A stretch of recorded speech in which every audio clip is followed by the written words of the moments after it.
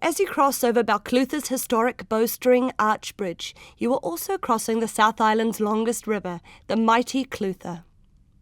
Clutha is a Gaelic form of the Scottish river the Clyde, so Balclutha means town on the Clyde.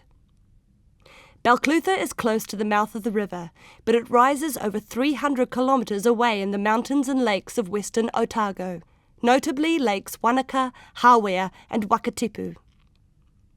Although the Clutha is 16 kilometres shorter than the Waikato River in the North Island, it carries twice the volume of water. Māori used the river to transport greenstone, or pounamu, from the west of the South Island, as well as large moa birds which roamed inland. The first European to travel the Clutha was a farmer, Nathaniel Chalmers.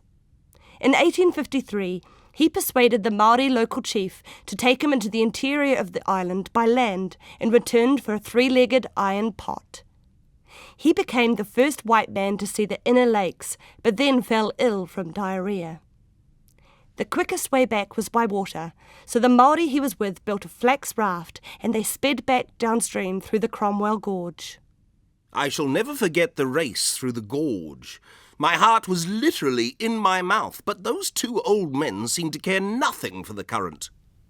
Crossing the Clutha with its fierce currents was a challenge, but the easiest place to cross was at Balclutha. In 1852, a ferry service began there. At that stage, the place was simply known as the Ferry. The opening of the goldfields brought new settlers to the area, so in 1868 the first bridge was built. It did not last long. The winter of 1878 was a tough one, with large snowfalls. Heavy rains combined with a spring thaw creating a huge flood. A long way upstream, the Bannockburn Bridge on the Clutha River, a tributary of the Clutha, was swept away. Its wreckage destroyed the Clyde Bridge on the Clutha. This in turn was swept down and ruined the Roxburgh Bridge. Further downstream, the Beaumont Bridge was washed away, and this then destroyed the Balclutha Bridge. At Balclutha, a wooden truss bridge was erected, but by the 1920s it had to restrict loads to 150 sheep or 5 head of cattle. The elegant concrete bowstring bridge that you see today was completed in 1935. Its opening was so important to the local community that it was celebrated with 4 days of processions, concerts, sports, a treasure hunt and an air pageant. Although the swirling currents of the Clutha were a major obstacle to settlers, the river has also brought wealth.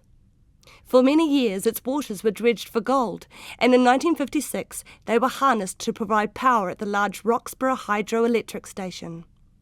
This was followed in 1990 by an even larger station at Clyde. However, even in modern times, you cannot underestimate the power of the mighty Clutha. In October 1978, within 1 day of the 100th anniversary of the 1878 floods, there was another major flood which killed thousands of stock and forced many people to evacuate their homes.